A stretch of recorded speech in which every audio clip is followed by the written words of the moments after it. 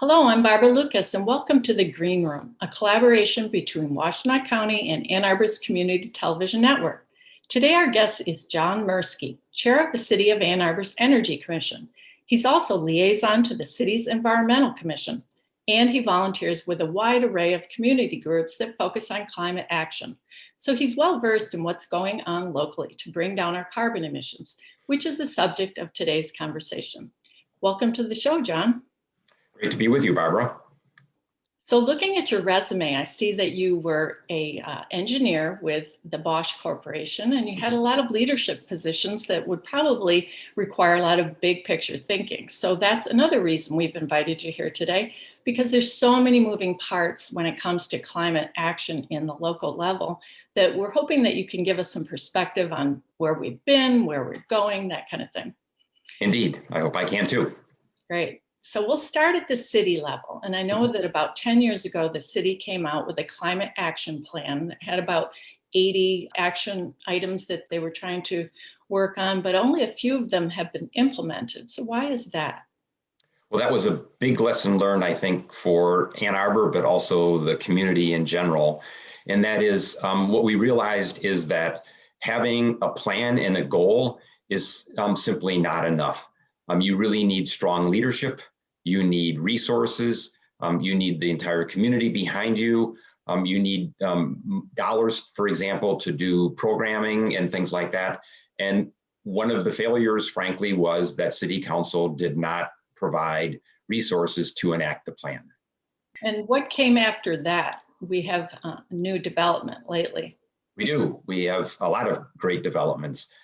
First of all, the city made some funding available. City Council was able to hire a leader for the new Office of Sustainability and Innovations, Missy Stoltz. She in turn has been able to hire staff. They work together in putting together a new A20 climate neutrality plan. And that was unanimously approved by City Council last year in June. And that sets a carbon neutrality target for the city. And in this case, the city means the entire community by 2030. So we have a lot of momentum. At the same time, a climate emergency was declared. So we really have a sense of urgency. And now we have leadership, we have resources, and we have a really great detailed plan. So when I look at a20.org, when I type that in, I get a lot of great information. Yes. And I noticed that the goal of A20 is a just transition to carbon neutrality by 2030, as you said. Yes. And when it comes to carbon neutrality, I'm hoping that I'm going to be illustrating this correctly. So we've got a lot of carbon emissions that we need to bring down through either energy efficiency and or replacing with renewables.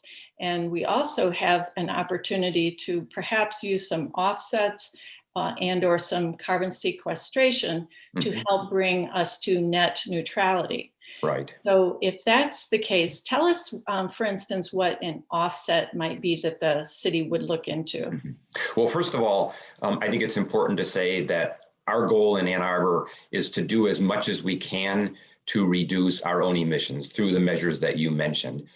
If we, at the end, are not able to bring that down to zero by 2030, then we have the option of offsets and sinks. And probably the two best known methods of that is something that's called either solar or wind renewable energy certificates, where essentially you're buying the renewable energy that is generated by solar or wind somewhere else, or by buying sequestration that happens somewhere else. I mean, it could also just be outside the city limits, but it's not necessarily right within the city, because we're only looking at what is within the bounds of the city for the plan. So the city has those kinds of options to be able to get to net zero by 2030. And what would be an example of carbon sequestration that might be occurring locally? Well, one of the things that can be done is in agricultural lands, by doing different kinds of things with agricultural practices, then more carbon can be sequestered in the soil. Another option is in forest management, where obviously growing trees and other types of materials can also sequester carbon, also even in things as interesting as wetlands, they sequester carbon. And these would all be options that would be open to the city of Ann Arbor, or for that matter, for other entities that are also looking to get to net carbon zero. So in that goal is the just transition part, which is key. Yes. And can you give us an example of how the city might utilize that framework for pursuing some of their strategies?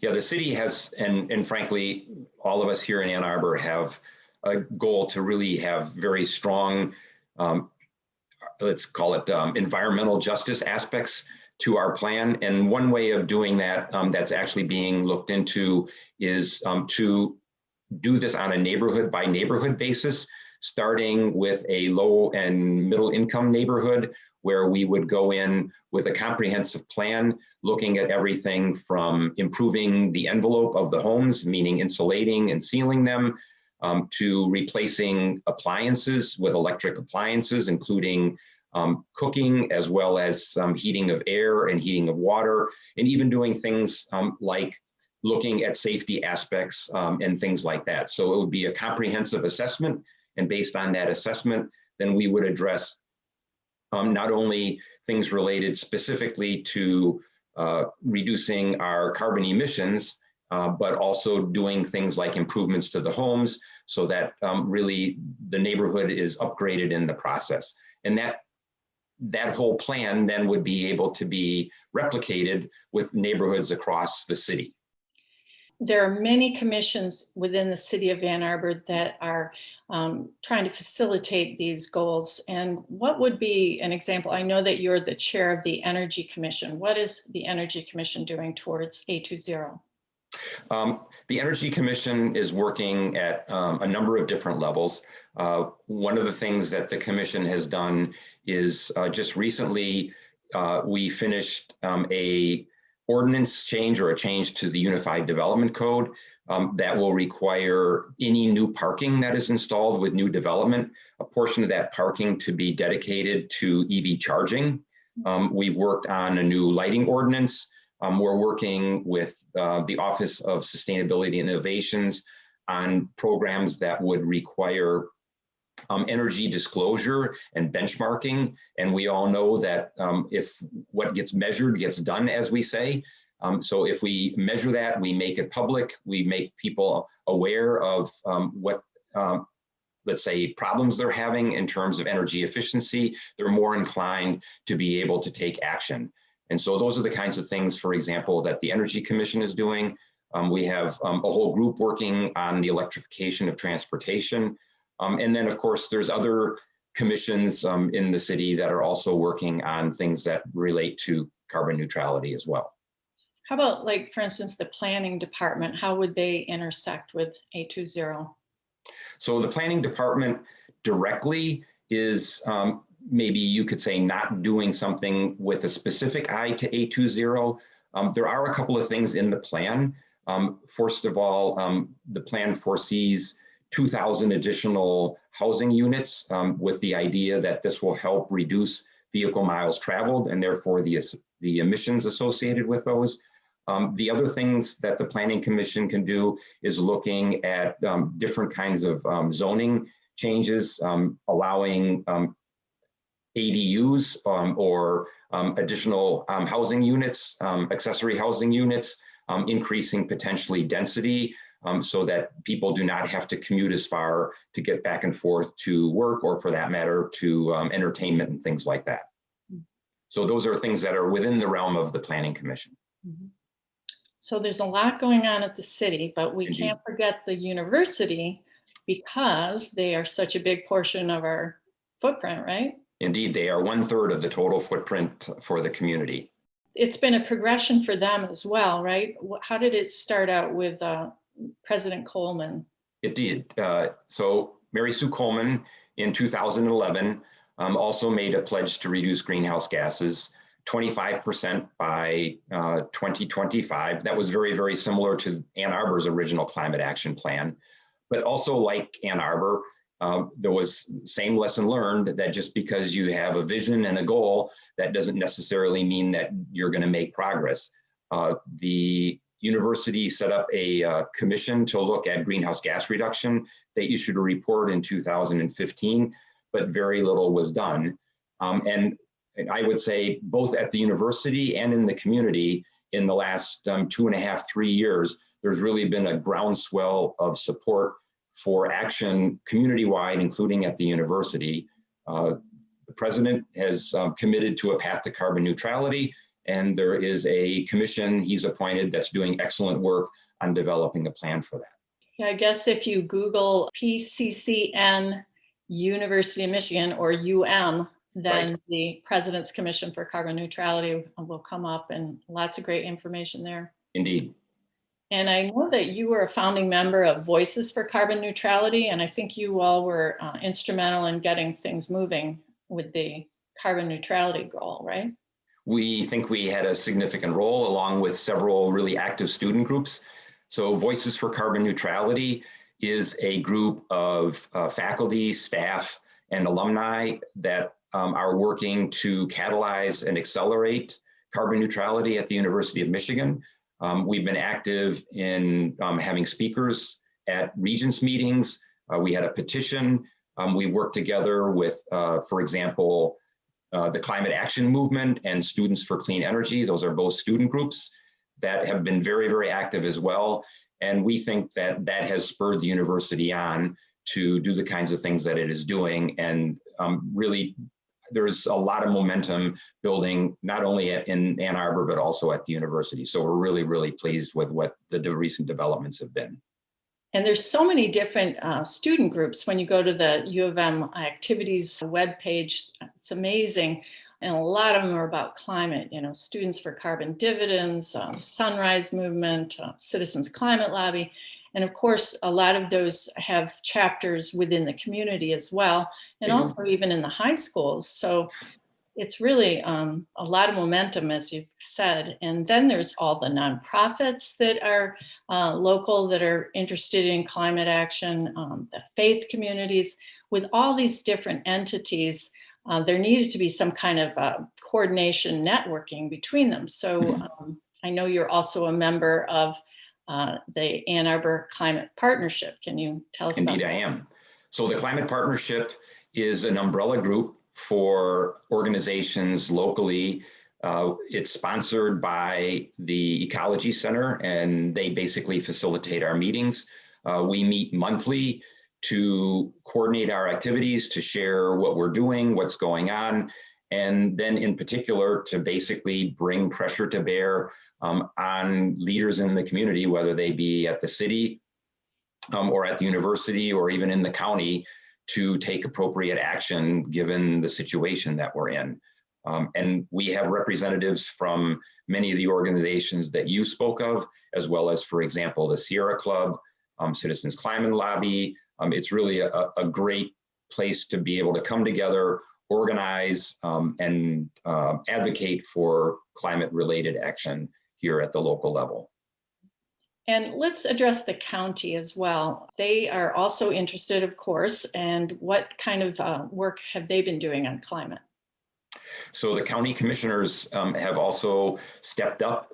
They have made set a target of carbon neutrality for county-related activities. So it's not for the whole county yet. They haven't yet addressed it at that level, but in terms of all the services that they provide, they want to have that also be carbon neutral by 2030. So what you're seeing is that the city and the university and the county are all aligned in terms of goals and targets, and are also starting to really work together in terms of collaboration and aligning programs and things like that to be able to be most effective, both from a financial perspective. We don't want to waste money, obviously, but also to be effective in terms of our outcomes. What would be an example of something the county might do to reduce their emissions? Well, the county basically would do the same thing that any entity would do, and that applies to the city, it applies to a business, it applies to the university. So the county could, for example, or must, for example, move to getting its electric supply from clean and renewable sources, solar, wind, hydro, et cetera. And then also we need to get off of fossil fuels. So that means stop burning fossil fuels in its fleet of vehicles. That means also stop burning fossil fuels to heat its buildings and to heat its water. All of these different kinds of things have to be electrified. And those are two absolutely critical elements of carbon neutrality, no matter who does it and at what level. So how does the state level impact the local level? For instance, how the city produces energy? Also, there is a ceiling on how much what we call distributed generation can be done. So distributed generation is, for example, if you have solar rooftops all over the city or on university buildings, that's capped at 1% of total generation. And there's things like that that are set at policy level at the state level that have a big impact at across the whole state, including for the city of Ann Arbor. So some of the A20 plan is actually targeted at loosening up some of the requirements so that the city can do more things than what it's able to do right now. Also, community solar is another thing that the city would like to be able to do that's restricted at the state level right now. What about building codes? So the state, and this is true certainly at every state, in the state of Michigan, it's somewhat more restrictive. The state has, for example, a building code and energy code where the levels of requirements are relatively low. And that sets a ceiling for what the city of Ann Arbor can do. That's a tough nut because on the one hand, you don't want building codes that makes building too expensive. Already in a city like Ann Arbor, housing is very expensive, but we know that tougher building codes reduce utility costs and in the end pay for themselves. So right now, the building codes in the state of Michigan are not very strong compared to other states. There are international codes that have been updated. At a commercial level, those are being looked at actually this year at the state at the potential of making those more restrictive, basically tougher in terms of improving the envelope. And then after that, then those will be looked at the residential level. So there hopefully will be some progress on that at the state level here this year and in the coming years. Mm-hmm. So when it comes to the financial aspects, a lot of people say, well, we're not going to be able to afford this A20 because of COVID, that kind of thing. How do you address that kind of concern? Well, there's no doubt that the transition is going to be expensive. There's a rough price tag that's been estimated for the A20 plan of $1 billion. That doesn't include all the costs at the university. But I think the lessons of, for example, Texas, there was a near breakdown of their grid, and estimates are that it could cost anywhere from $50 to $100 billion just because of the implications of that. And a lot of cases, these costs are eventually spread out to all of society. So if insurance companies step in, those insurance costs are spread across anyone that carries insurance. We see the same thing with hurricanes and with floodings and things like that. And the other thing that's really important to remember is that economically, these measures are good for us. We save money on energy costs in the long term. And so we're essentially making an investment in the short term so that we save money in the long term, not only for the catastrophic kinds of things, but just on our energy bills. But we're also doing a lot in terms of creating local jobs, be it for solar or for wind or for weatherizing homes. And that's really, really good. And those dollars then stay in the community. We're not buying fossil fuels from another state or from another country to be able to power the economy in Ann Arbor or Michigan. So all in all, most economists say that while this will cost money and it's easy to show what the costs are, actually the benefits are nearly equal to the costs. And by doing that, we're really avoiding catastrophic costs further down the road if we don't address climate change and the impacts of climate change. I guess kind of the whole meaning of sustainability in terms of living a lifestyle now that meets our needs now, but also will allow future generations to meet their needs. Indeed. Yeah. Okay, well, thank you so much, John. This has been really great. Unfortunately, we're out of time, but we really appreciate your time. Well, I'd be happy to come back again. It's been a pleasure chatting with you, Barbara. Great. So for this and all our archive shows, please go to washtenaw.org/greenroom. Thanks for joining us here in the Green Room.